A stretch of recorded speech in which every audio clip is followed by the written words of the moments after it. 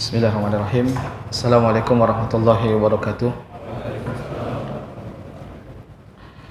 Alhamdulillah nahmaduhu wa nasta'inu wa nastaghfiruhu wa nastahdihi wa na'udzu billahi min shururi anfusina min sayyiati a'malina man yahdihillahu fala mudilla lahu wa may yudlilhu fala hadiya lahu asyhadu an la ilaha illallah wahdahu la syarika lahu wa asyhadu anna muhammadan abduhu wa rasuluh. Qala Allah azza wa jalla ya ayyuhalladzina amanu taqullaha haqqa tuqatih wa la tamutunna illa wa antum muslimun amma ba'd. Alhamdulillah, segala puji bagi Allah Subhanahu wa taala senantiasa memberikan kita nikmat hidayah, nikmat iman, nikmat Islam, nikmat kesehatan, sehingga pada malam hari ini kita bisa berkumpul kembali belajar bersama dalam suatu majelis.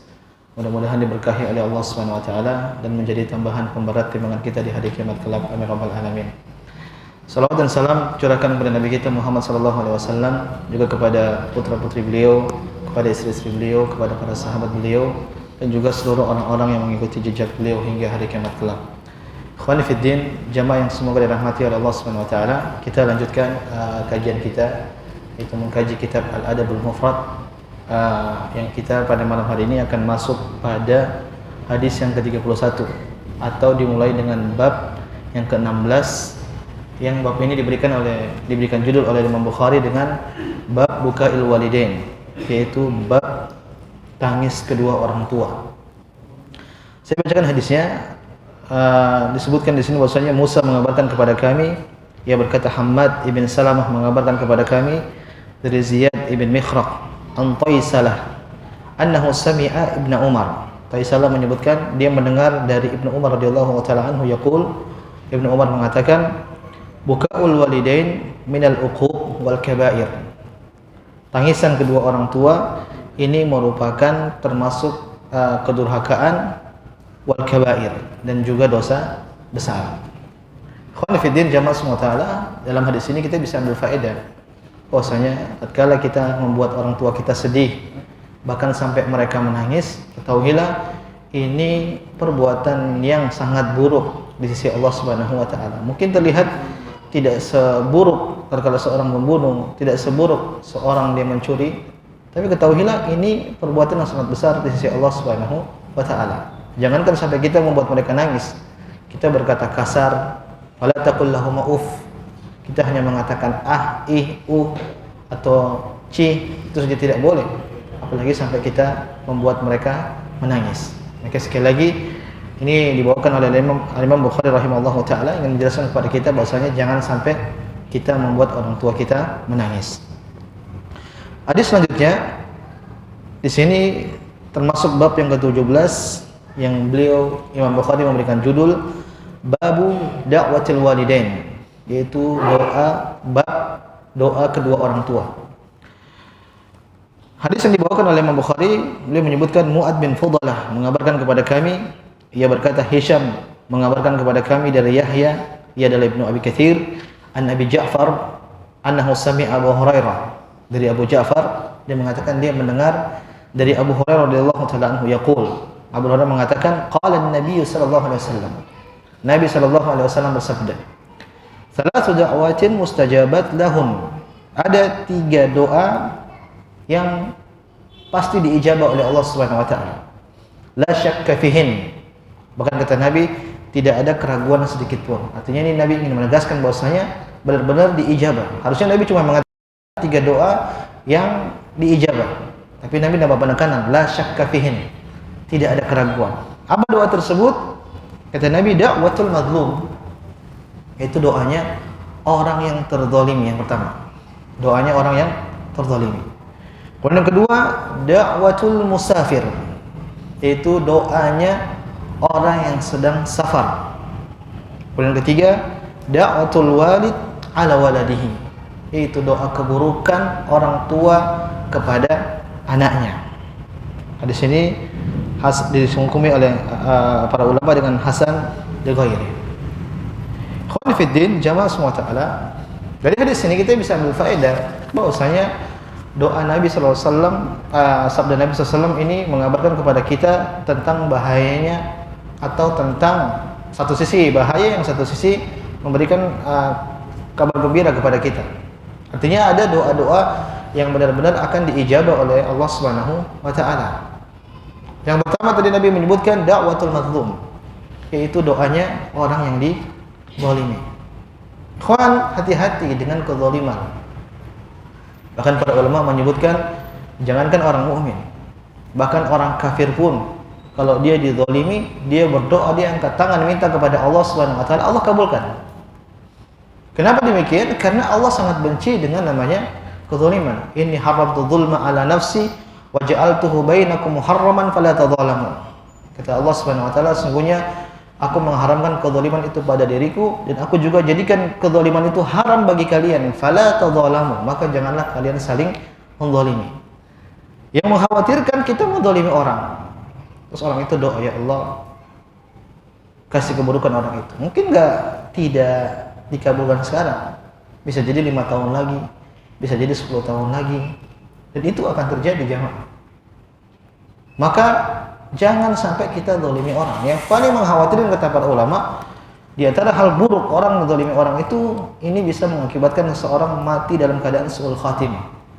Mati dalam keadaan su'ul khatimah. Kan bisa saja dia berdoa, ya Allah, wafatkan orang itu dalam keadaan su'ul khatimah. Dikabulkan tidak? Bisa saja dikabulkan oleh Allah Subhanahu wa ta'ala. Maka sekali lagi, jangan sampai kita berbuat zalim. Nabi menyebutkan kalaupun kita terjatuh dalam kezaliman kepada orang lain, fal yatahallal minhumul yaum, minta kehalalan sejak sekarang. Jangan sampai nanti kita ketemu dengan orang tersebut pada hari kiamat. Kita akan menyesal, kita akan merugi nanti pada hari kiamat. Maka kalaulah kita sudah menzalimi orang, kita minta maaf kepada mereka, minta kehalalan. Dan kalau kita tidak berbuat zalim, maka jangan sampai kita berbuat zalim sama orang. Dikhawatirkan orang tersebut berdoa kepada Allah, kemudian doa tersebut dikabulkan oleh Allah Subhanahu wa taala. Kemudian doa kedua di sini Nabi menyebutkan da'watul musafir, yaitu doa orang yang sedang safar. Oleh karena jemaah subhanahu wa taala, antum kalau sedang kondisi safar, jangan sia-siakan safar tersebut tanpa doa. Artinya perbanyak doa kepada Allah Subhanahu wa taala. Kenapa? Itulah waktu mustajab. Apalagi antum lagi safar, kemudian antum bangun sepertiga malam, terus antum berdoa. Ini banyak sekali sebab-sebab dikabulkannya doa. Makanya dalam hadis Nabi sallallahu alaihi wasallam menyebutkan tentang orang yang harusnya doanya dikabulkan, as akbar, yang orang ini safar jauh, kemudian sampai rambutnya kena debu, bajunya lusuh, harusnya doanya dikabulkan tatkala dia angkat tangan. Tapi Nabi menyebutkan fama'umu haram wa mashrabu haram, gara-gara makanannya haram, minumnya haram, sehingga doanya pun tidak dikabulkan oleh Allah Subhanahu wa taala. Artinya ada orang, Nabi SAW menjelaskan, ada orang yang dia sudah menempuh sebab doanya dikabulkan. Salah satunya dia sedang safar. Harusnya didoain, tapi ada sebab lain, akhirnya doa tersebut tidak dikabulkan oleh Allah Subhanahu wa taala. Maka saya ingin sampaikan, musafir ini kesempatan perbanyak doa kepada Allah Subhanahu wa taala. Apalagi kalau antum lagi safar ibadah, misalnya lagi pergi umrah, ya di pesawat daripada tidur berdoa. Lagi di jalan daripada berdoa, karena hal tersebut sangat mudah dikabulkan oleh Allah Subhanahu wa taala. Kemudian ketiga jamaah subhanahu wa taala, Nabi menyebutkan da'watul walid ala waladihi. Di antara doa yang dikabulkan oleh Allah Subhanahu wa taala yaitu doanya orang tua kepada anaknya. Kalau di sini Nabi menyebutkan ala.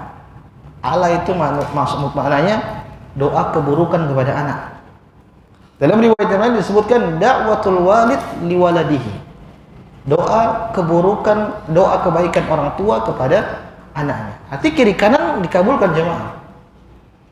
Maka saya ingin sampaikan, kita sebagai orang tua yang sudah kita diberikan anak oleh Allah Subhanahu wa taala amanah, hati-hati dengan lisan kita. Hati-hati dengan apa? Lisan. Apalagi kalau kita sudah marah. Misalnya anak kita bikin sesuatu hal yang buat kita marah, jangan sesekali mengatakan yang buruk kepada anak. Misalnya mengatakan setan, anak nakal, anak bodoh. Jangan sampai. Kenapa? Ucapan itu apa? Doa. Dikhawatirkan antum mengucapkan begitu, kemudian itu di waktu pas, waktu mustajab, kemudian Allah kabulkan, kan repot. Antum lihat orang-orang Arab. Orang Arab itu kalau mereka marah sama anaknya, ini orang Arab yang benar ya. Karena orang Arab juga yang tidak benar. Karena di Arab ada sahabat, ada juga Abu Lahab, ada juga Abu Jahal. Orang Arab yang benar kalau mereka marah sama anaknya, marah sama orang, biasanya ucapan mereka itu justru doa. Misalnya Allah yahdik, semoga Allah memberikan hidayah kepada engkau. Jadi marahnya doa. Mungkin antum pernah dengar kisah Syekh Sudais hafizahullah taala. Yang ibunya cerita Syekh Sudais ini dulu waktu masih kecil ya biasa anak kecil nakal. Tapi setiap Syekh Sudais nakal, ibunya tidak marah. Ibunya tidak mengucapkan kata-kata yang buruk. Tapi orang tuanya mengatakan mudah-mudahan kau jadi Imam Haramain. Ternyata benar dikabulkan oleh Allah Subhanahu wa taala. Bahkan bukan sekadar imam, dia jadi presidennya Haramain. Jadi pemimpinnya Haramain, Masjid Nabawi dan Masjidil Haram. Maka maksud saya kalau kita marah sama anak, hati-hati. Karena ucapan orang tua, doa orang tua kepada anaknya itu dikabulkan oleh Allah Subhanahu wa taala. Al-Qadiyat kalau tidak salah, dia cerita bahwasanya banyak sekali orang-orang yang datang kepada dia mengeluhkan anaknya. Ada yang tidak berbakti, ada yang tidak bekerja, ada yang tidak mau belajar. Kemudian ditanya kepada orang salafin, saya lupa namanya. Dia tanya kepada orang yang mengeluh, kau pernah enggak doakan keburukan kepada anakmu? Maka orang yang mengeluh ini mengatakan, pernah. Saya mengucapkan sesuatu hal begini-begini. Itulah yang buat anakmu nakal. Itulah yang buat anakmu durhaka. Maka bertobat kepada Allah Subhanahu wa taala, kemudian doa-doa, berikan doa kebaikan kepada anak. Ini sisi kita dari orang tua, maka hati-hati. Berdoalah kebaikan untuk anak kita. Kenapa? Doa kita kepada anak kita dikabulkan oleh Allah Subhanahu wa taala. Demikian kita sebaliknya jadi anak, berusaha kita minta doa orang tua kita. Ya kita tahu orang tua kita pasti doain kita, tapi tidak selalu kita minta. Bu, Pak, coba doain saya. Karena hal tersebut sangat berpengaruh. Tidak ada orang yang mendoakan kita secara tulus, secara sempurna melebihi doa orang tua. Istri doa paling setengah-setengah mungkin. Anak ya bisa jadi. Tapi kalau orang tua, dia pasti doakan secara tulus. Itulah yang menyebabkan doa orang tua itu dikabulkan oleh Allah Subhanahu wa taala. Ini hadis intinya menjelaskan kepada kita bahwasanya, saya ulang, ada 3 doa yang dikabulkan oleh Allah Subhanahu wa taala. Yang pertama itu doanya orang yang terzalimi, kemudian yang kedua doanya musafir, kemudian ketiga doanya orang tua kepada anak.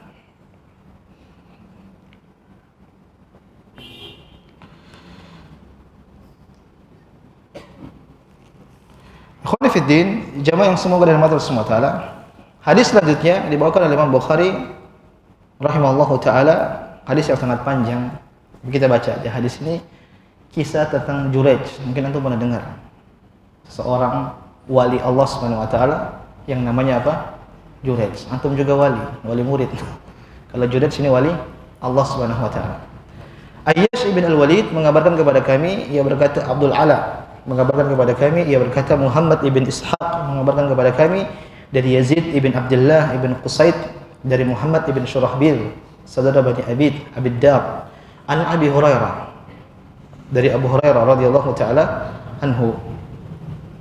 Qala, dia berkata Abu Hurairah, sami'tu Rasulullah sallallahu alaihi wasallam yaqul, aku pernah mendengar Nabi sallallahu alaihi wasallam bersabda, ma takallama mauludun minan nasi fi mahdin illa Isa bin Maryam wa sahibu Juraij.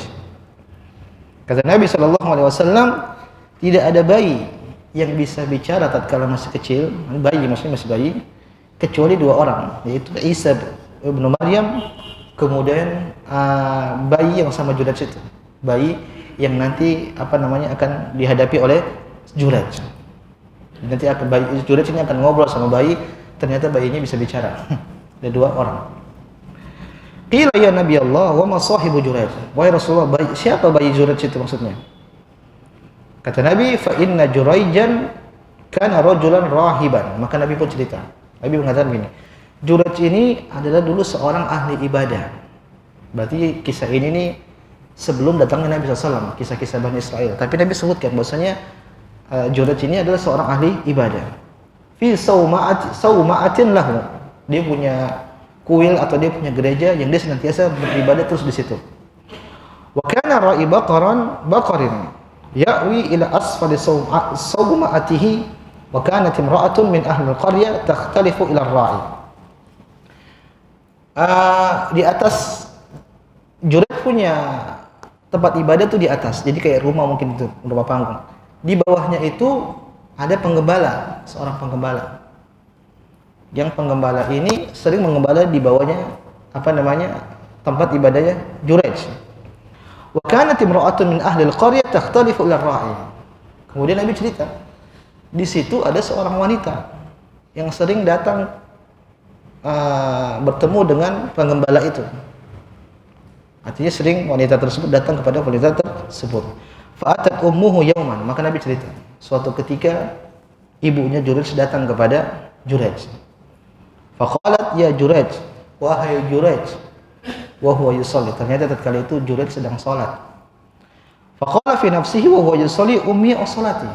Tatkala Jurayj tahu dia dipanggil sama ibunya, dalam hatinya dia mikir, saya jawab ibuku atau saya tetap lanjutkan salat ya? Fara'a an yu'thira salatahu. Ternyata dia berpikir, saya salat aja lah, enggak usah jawab panggilan ibuku. Tsumma sarahat bihi. Kemudian ibunya panggil yang kedua, wahai Jurayj. Faqala fi nafsi ummi wa salati fara'a an yu'thira salatahu. Dalam hati saya batalin apa saya lanjut salat ya? Maka dia berpikir, saya salat aja deh. Berarti sudah yang kedua. Tsumma sarahat bihi tsalitsa. Kemudian ibunya panggil lagi yang ketiga. Faqala ummi wa salati fara'an yu'thira salatahu. Ternyata Jurayj mengatakan, salat aja lah, sambung. Falamma lam yujibha, tatkala ibunya lihat ini anak kok enggak jawab saya, enggak jawab panggilan saya. Qalat, maka ibunya pun berkata, la amatakallahu ya Jurayj hatta tanzura fi wajhil musima.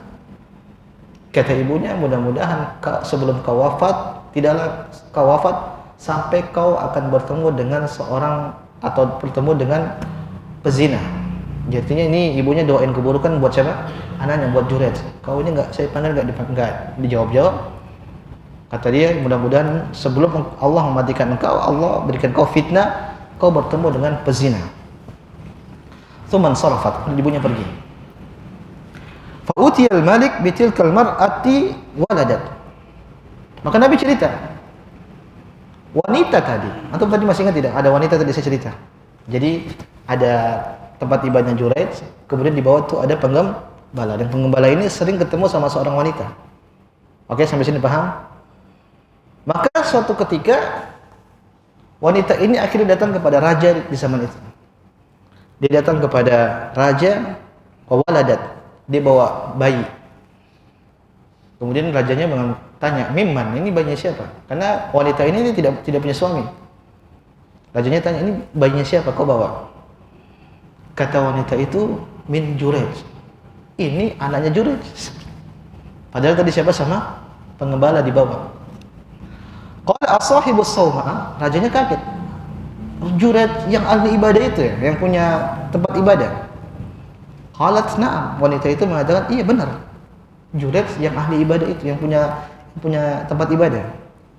Maka kata raja, ihdimu sawma'atahu wa'tuni bihi. Wahai prajurit, kalian hancurkan tempat ibadah Jurayj, terus bawa Jurayj ke sini. Fadarabu sawma'atahu. Maka Nabi sebutkan, akhirnya prajurit-prajurit pengawal pembantu-pembantunya raja, akhirnya mereka menghancurkan tempat ibadah Jurayj bil fu'us, dengan kapak, hatta waqa'at faja'alu yadahu ila unuqihi bihablin. Maka setelah mereka hancurkan, mereka pun bawa Jurayj, yang mereka ikat Jurayj di lehernya. Allahu Akbar. Dizalimi, rumahnya dihancurin. Bahkan Nabi riwayat disebutkan bahwasanya Jurayj itu dipukul dulu, disiksa dulu, baru dibawa kepada sang raja, kemudian diikat dengan tali. Tsumman tuliqa bihi. Kemudian Jurayj dibawa sama para pengawal itu. Famurra bihi alal musimat. Di jalan dia ketemu dengan pezina, para pezina-pezina. Fara'ahunna fatabassam. Jurayj lihat mereka, Jurayj ketawa, Jurayj senyum. Kenapa Juret senyum? Juret ingat ini doanya ibunya. Ibunya pernah doa, mudah-mudahan sebelum kau mati, kau akan bertemu dengan apa? Para zina. Jadi tatkala lewat pezina, Juret tersenyum. Dia ingat sama doa ibunya. Wa hunna yanzurna ilaihi fin nas. Faqala al-malik. Maka sampailah di hadapan raja. Maka raja pun berkata, "Matas hadi." Wahai Juret, bagaimana pendapat tentang wanita ini? Apa kata Juret? Matas memang dia nggak ngatain apa? Dia bilang apa wanita ini? Kata raja, "Tasmumu anna waladaha minka." Ini wanita ini mengatakan dia punya anak ini dari engkau. Ayah anak ini tuh kau, hai Juret. Maka Juret tanya sama wanita itu, "Anti tasumin?" Benar memang saya bapaknya anak ini. Kata wanita tersebut, "Na'am." Iyalah, kau bapaknya. "Aina hada saghir?" Maka Juret pun tanya, "Mana bayinya? Sini kasih ke saya."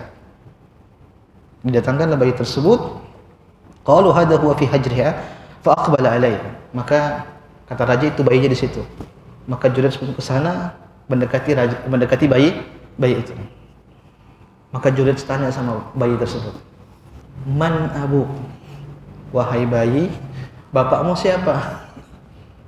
Gak masuk akal kan? Tapi Juret tanya. Maka tiba-tiba bayinya jawab, "Ra'il baqar." Bapak saya itu penggembala sapi. Penggembala yang sering menggembala di bawah tempat ibadahnya siapa? Juret. Faqala al-malik. Malik pun kaget, rajanya pun kaget. Ringkasnya Nabi menyebutkan, "Anaj'alu sawma'ataka min dhahab?" Wahai Juret, kalau gitu kita bangunkan tempat ibadahmu dengan emas bisa tidak? Tadi kita sudah hancurin. Kita ganti dengan emas. Kata raja. Gimana ini? Suatu hal yang ajaib, kok anak kecil bisa bicara, diajak bicara sama-sama Juret. Kalau gitu kita ganti tempat ibadahmu ini dengan emas. Kita bangun dengan emas. Apa kata Juret? Enggak, saya enggak butuh. Min fiddah, kalau gitu dengan perak. Kata Juret, enggak, saya enggak butuh. Famana ja'aluha? Kalau gitu apa yang harus kita buat kepada engkau wahai Juret dengan tempat ibadahmu? Kata Juret, rudduha kama kanat. Kalian bangun sebagaimana sebelumnya. Jadi saya enggak minta dari emas, saya enggak minta dari perak. Saya pengen tempat ibadah saya kembali utuh seperti dulu. Yang entah dari kayu, entah dari batu, yang penting bikinnya seperti itu, diulang. Faqala famal ladzi tabassamta? Maka setelah itu dibuat, akhirnya orang prajurit tadi tanya sama Juret, "Wahai Juret, tadi pas kita bawa engkau di jalan, kau ketemu dengan musimat itu para pezina. Kenapa kau tersenyum? Kan enggak boleh senyum sama perempuan." Apa kata Juret? "Amrun arraftuhu." Itu perkara yang saya tahu. "Adrakatni da'watu ummi thumma akhbarahum." Kata Juret, itulah doa ibu saya. Ibu saya pernah doakan saya seperti itu, sehingga saya pun kena doa ibu saya. Inilah kisah tentang Juret jamaah SWT. Kisah yang sangat panjang dan para ulama banyak sekali mengisahkan tentang kisah ini. Kemudian mereka menjelaskan tentang faedah-faedah dari hadis ini. Inti yang ingin disampaikan oleh Imam Bukhari di sini jamaah SWT, doa ibunya Juret. Doa ibunya Juret yang mendoakan Juret keburukan akhirnya terjadi, dikabulkan oleh Allah Subhanahu wa taala. Maka jamaah SWT, jangan sampai kita mendoakan keburukan kepada siapa? Anak kita. Ustaz, saya cuma ngomong aja, enggak serius. Ya, sama aja. Ucapan itu apa? Doa. Kalau marah, mudah-mudahan kau jadi anak baik gitu. Mudah-mudahan kau jadi orang sukses. Enggak apa-apa doa marah seperti itu. Seperti orang Arab itu saya katakan Allah yahdi. Orang Arab kalau marah itu berdoa, dia marahnya gitu. Kalau kita kan brengsek lah apalah macam-macam. Kalau dia Allah yahdi. Semoga Allah memberikan hidayah kepada engkau. Luar biasa. Inilah jamaah SWT kisah Juret yang dijelaskan oleh Imam Bukhari dalam hadis ini. Sebenarnya kisah ini ini kisah ringkasnya. Kalau kita baca riwayat-riwayat lain jamaah, sang wanita ini yang tadi akhirnya hamil, dia itu sebenarnya Juret itu dihasad sama orang-orang di zaman itu. Kenapa? Mereka melihat Juret ini orang soleh. tidak bisa diganggu-ganggu. Tiba-tiba datang seorang wanita itu, wanita pezina. Wanita pezina itu mengatakan, sini saya yang hancurin dia. Saya yang hancurin apa? Dia. Barang riwayat disebutkan bahwasanya wanita tersebut adalah wanita yang super cantik di zaman itu. Sampai dibikin percontohan. Mereka kalau ingin membicarakan suatu wanita cantik, ya wanita itu, wanita pezina itu. Kata dia, saya yang akan goda Juraij. Saya yang akan hancurkan Juraij. Maka wanita ini pun datang kepada Juraij. Dia godain Juraij. Dia godain Juraij, ternyata Juraij tidak peduli. Tidak tergoda dengan dia. Maka wanita ini pun sakit hati. Sakit hati kenapa? Dia malu. Karena dia sudah ngomong sama orang-orang di zaman itu. Saya yang hancurin Juraij. Ternyata tidak berhasil. Apa yang dia lakukan? Akhirnya dia berzina sama pengembala yang ada di bawah gereja, di bawah tempat ibadahnya Juraij. Kenapa? Dia ingin fitnah Juraij bahwasanya ini anak hamil dari Juraij. Kenapa dia tidak berhasil untuk menggoda Juraij? Akhirnya dia lakukan seperti itu, baru dia lapor kepada raja, ternyata nggak benar. Ternyata anak itu bukan anaknya Juraij yang ajaib, anak itu bisa bicara. Jadi bayi yang bisa bicara cuma dua. Isa bin Maryam sama bayi yang diajak bicara sama siapa? Juraij. Wallahu taala a'lam. Intinya jemaah semua taala, hati-hati dengan doa orang tua kepada anak. Ikhwan fiddin, hadis selanjutnya, hadis yang ke-18. Di sini disebutkan oleh Imam Bukhari bab Idul Islam alal an-Nasraniyah. Itu bab menawarkan Islam kepada seorang ibu, kepada ibu yang beragama Nasrani. Jadi bab mendakwakan atau memberikan hidayah kepada orang tua yang kafir, orang tua yang Nasrani. Datang hadis dari Abu Walid ibn Hisham ibn Abdul Malik mengabarkan kepada kami, ia berkata, Ikrimah ibn Ammar mengabarkan kepada kami, ia berkata, haddatsani Abu Katsir As-Suhaimi qala sami'tu Abu Hurairah radhiyallahu anhu yaqul, kata Abu Katsir, saya pernah mendengar Abu Hurairah radhiyallahu taala anhu berkata, ma sami'a bi ahadun yahudiyyun wala nasraniyyun illa ahabbani. Kata Abu Hurairah radhiyallahu taala anhu, tidak ada seorang pun Yahudi maupun Nasrani yang mendengar tentangku melainkan dia akan mencintaiku. Inna ummi, mulai Abu Hurairah cerita. Ini hadis ini menjelaskan Abu Hurairah tentang cerita tentang ibunya. Inna ummi kuntu uriduha 'alal Islam fata'ba. Ibu saya ini kafir, kata Abu Hurairah. Maka saya senantiasa mendakwahkan ibu saya untuk masuk Islam. Ternyata ajakan saya ini ditolak sama ibu saya, ta'ba. Ibunya nolak, enggak mau. Faqultu laha fa'abat. Saya coba lagi. Ternyata ditolak lagi sama ibunya. Fa'ataitu Nabi sallallahu alaihi wasallam. Saya pun datang kepada Nabi sallallahu alaihi wasallam. Faqultu, wahai Rasulullah, saya berkata kepada Rasulullah, wahai Rasulullah, ud'ullaha laha. Ya Rasulullah, tolong doakan ibu saya. Ibu saya ini masih Nasrani. Saya sudah ajak, saya sudah dakwahkan Islam kepada beliau, tapi beliau nolak. Kau doakan, tolong ya Rasulullah, doakan ibu saya supaya dapat hidayah. Fada'a. Nabi pun berdoa kepada Allah Subhanahu wa taala agar ibunya Abu Hurairah mendapatkan hidayah. Fa'ataituha. Saya pun pulang. Setelah Nabi berdoa untuk ibunya Abu Hurairah cerita, saya pun pulang. Waqad ajafat 'alaiha al-bab. Saya dapati pintu rumah akhirnya tertutup. Pintu rumah terkunci. Faqalat, tiba-tiba ibunya berkata, "Ya Abu Hurairah, wahai Abu Hurairah, inni aslamtu." Saya sudah masuk Islam. Enggak ada angin, enggak ada hujan, enggak ada sebab, tiba-tiba masuk Islam. Yang tadinya nolak.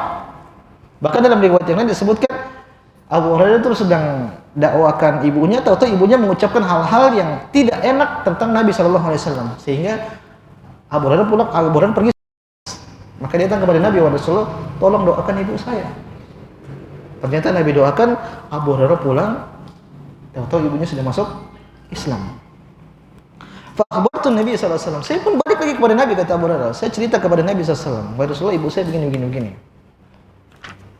Fakultu, maka saya pun berkata lagi kepada Nabi sallallahu alaihi wasallam, "Ud'ullaha li wa li ummi." Wa Rasulullah, doakan juga aku dan juga ibuku. Faqala, maka Nabi pun berdoa lagi, "Allahumma abduka Abu Hurairah wa ummuhu ahibbahuma ilan nas." Kata Nabi sallallahu alaihi wasallam, Nabi berdoa, "Ya Allah, hambamu ini Abu Hurairah dan juga ibunya, jadikanlah mereka berdua ini orang yang dicintai manusia." Allahu Akbar. Abu Hurairah tahu ini kesempatan saya minta doa lagi. Makanya dia pulang lagi karena baru saja doanya dikabulkan. Tidak ada angin, tidak ada hujan, tiba-tiba doa Nabi, ibunya akhirnya masuk Islam. Maka dia balik lagi pada Nabi, Rasul, coba doain saya lagi sama ibu saya. Kata Nabi, ya Allah, ini hambamu Abu Hurairah dan juga ibunya, tolong jadikan kedua orang ini dicintai oleh manusia. Makanya tadi Nabi Abu Hurairah di awal mengatakan, tidaklah orang Yahudi, orang Nasrani yang mendengar tentangku kecuali mereka senang sama saya. Ikhwan fillah jamaah semua taala, hadis ini dibawakan oleh Imam Bukhari untuk menjelaskan tawaran Islam kepada ibu yang beragama non-Islam. Artinya saya ingin sampaikan bahwasanya orang tua kita wajib untuk kita dakwahi sebisa mungkin.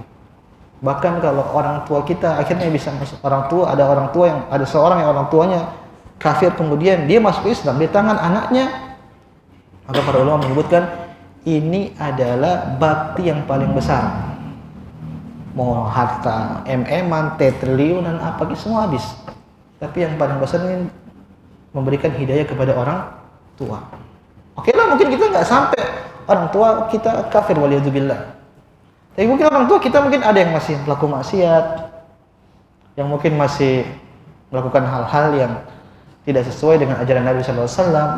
Berusaha kita dakwahi mereka pelan-pelan dengan akhlak, dengan kelembutan. Nggak bisa sekarang, nanti coba lagi. Nggak bisa lagi, nanti coba lagi.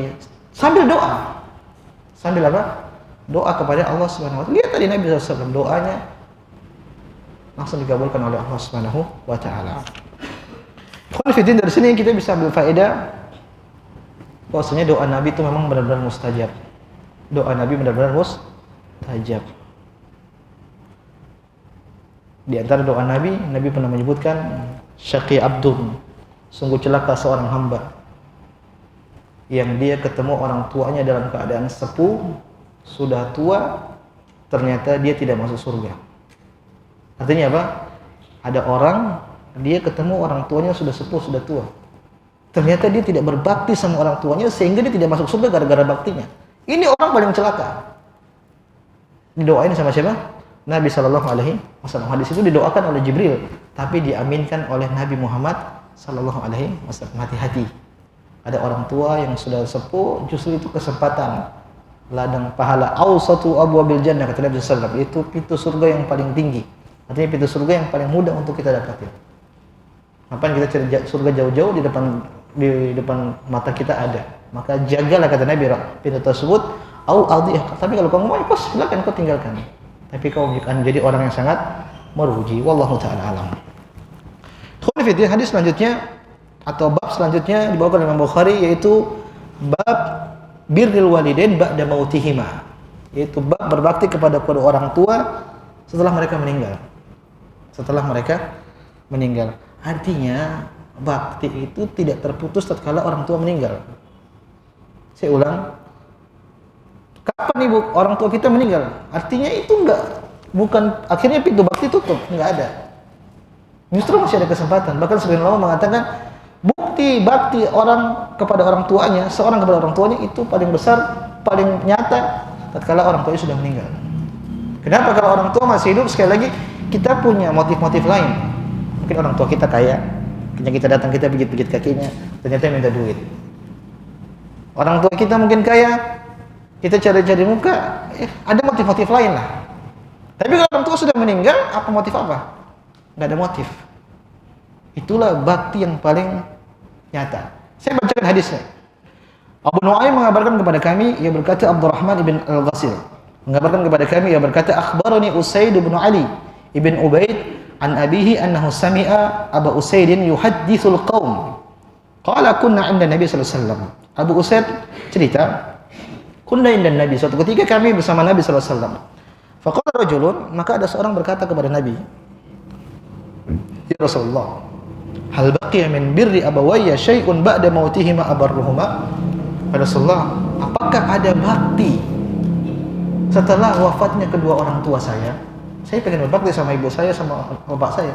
Udah meninggal. Apakah ada kebaktian setelah mereka meninggal? Apa jawab Nabi? Na'am, ada. Apa itu? Khisalun arba, ada 4 hal. Kata Nabi, ad-du'a'u lahuma. kau doakan mereka berdua. Wal istighfaru lahuma. Yang kedua, kau beristighfar, mintakan ampun untuk kedua orang tuamu. Wa infadhu ahdihima.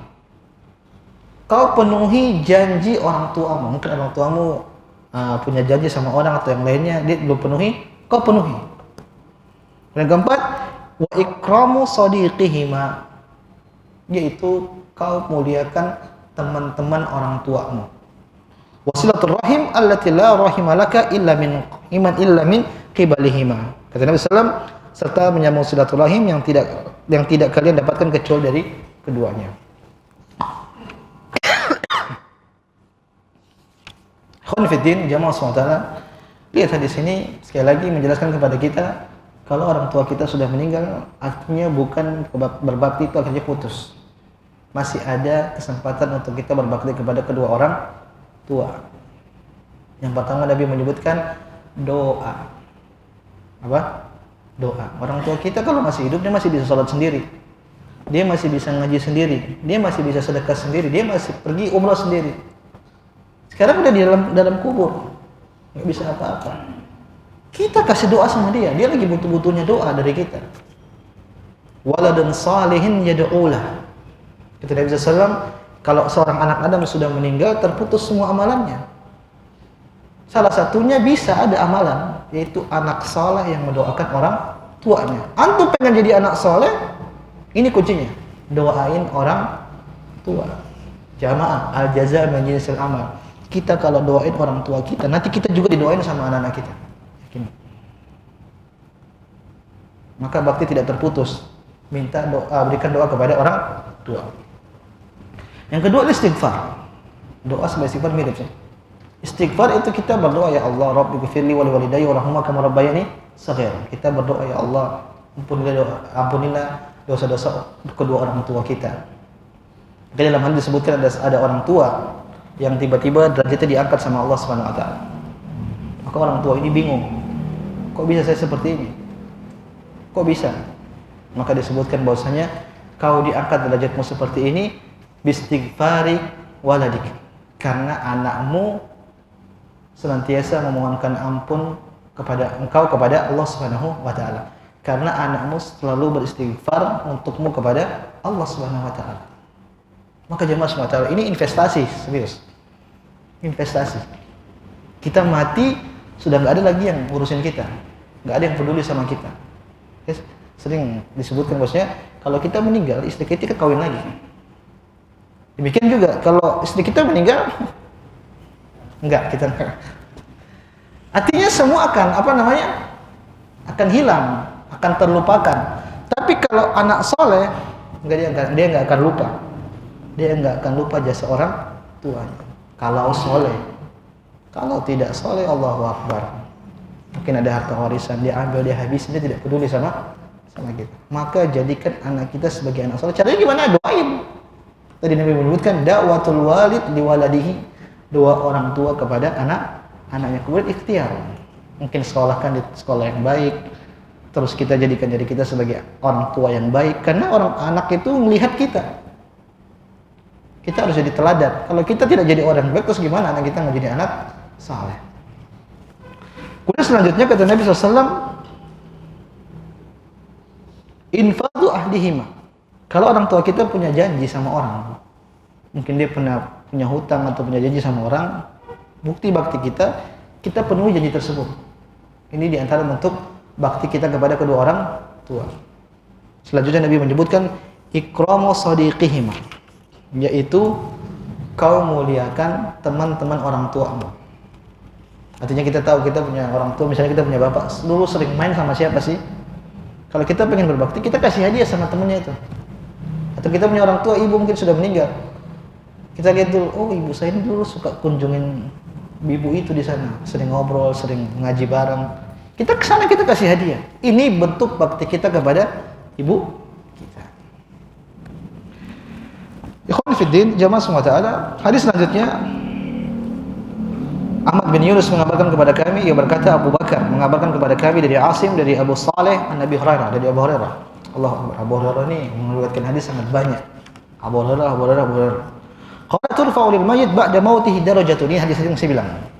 Ada mayat atau jasad orang yang sudah meninggal, tiba-tiba derajatnya diangkat. Fa yaqulu ay Rabb, ini kenapa wahai Rasul? Wahai Allah, kenapa saya diangkat seperti ini?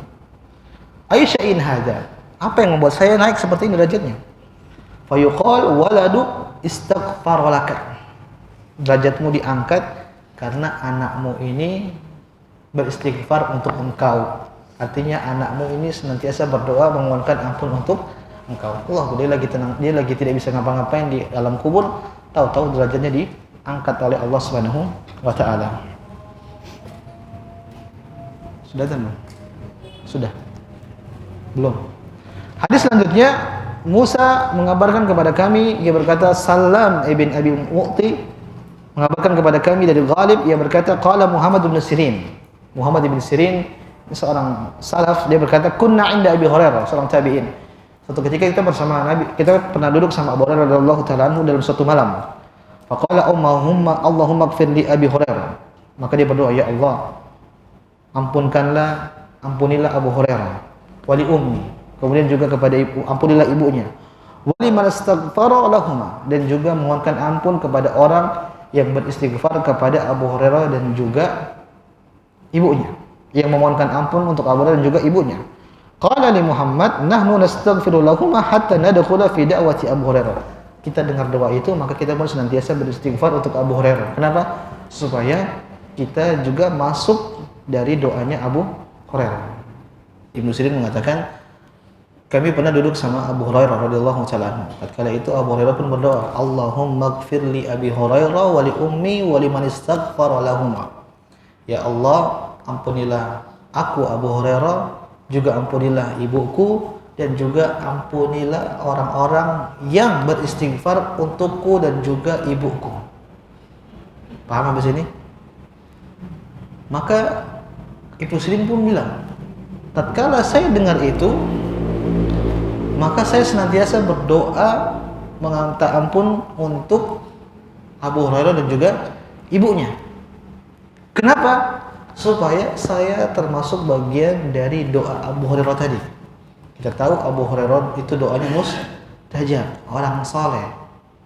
Maka di antara kebiasaan para salaf, mereka mendoakan Abu Hurairah. Allah, doanya Abu Hurairah, ya Allah, ampunilah Abu Hurairah dan juga ibunya, supaya doa Abu Hurairah itu kena kepada kita. Artinya tadi kan Abu Hurairah mengatakan, ya Allah, ampunilah saya, ampunilah ibu saya, dan juga ampunilah orang-orang yang mendoakan ampunan buat saya.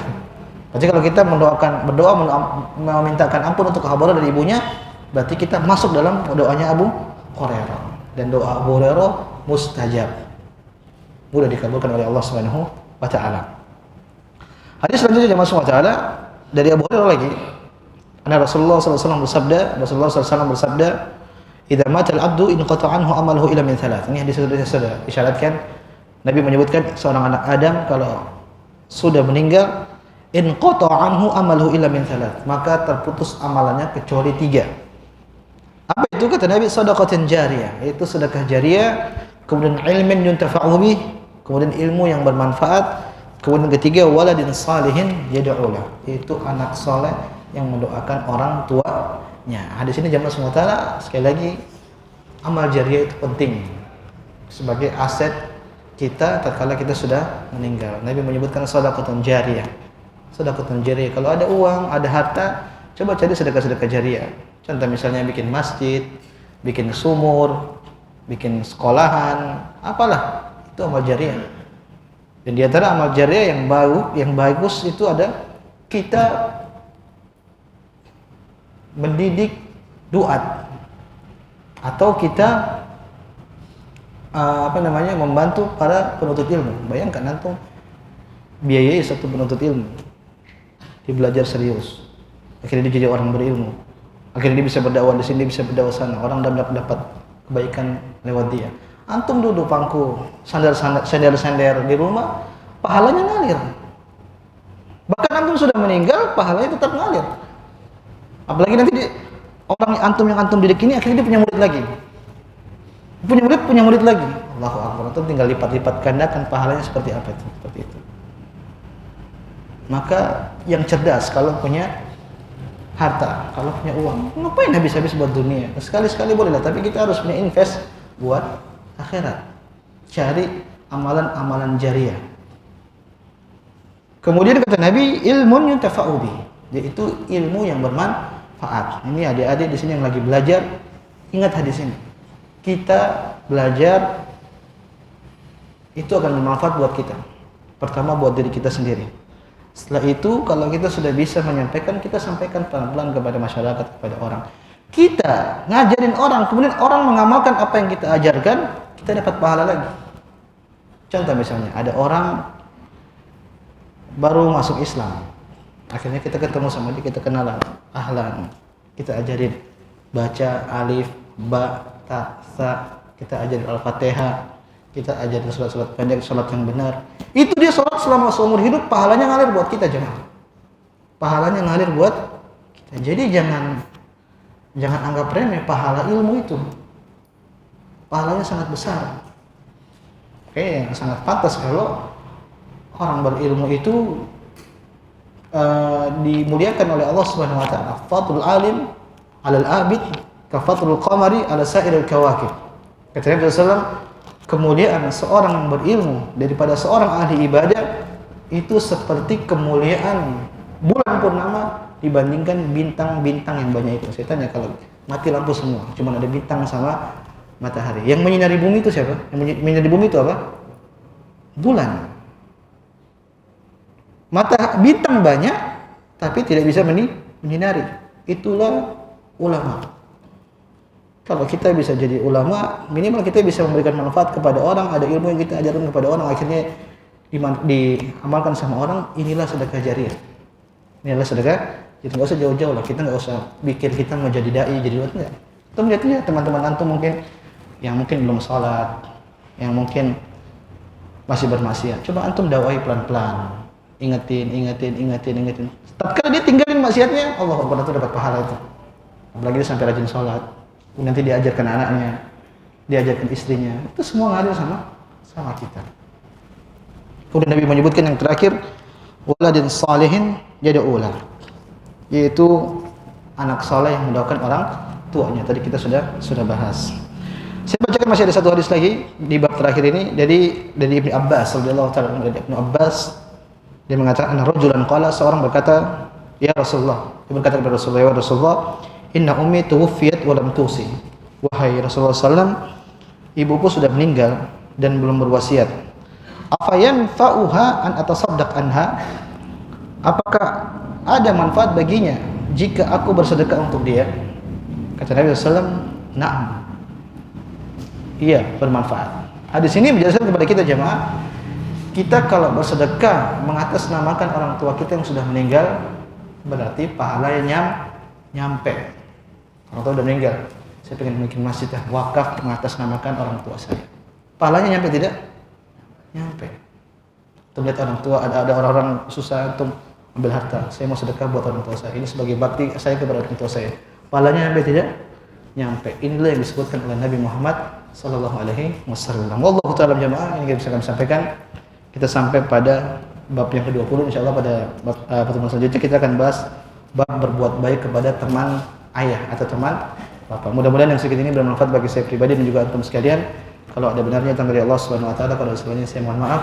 Saya tutup, subhanakallah bihamdik, asyhadu an la ilaha illa anta astaghfiruka wa atubu ilaik. Assalamualaikum warahmatullahi wabarakatuh.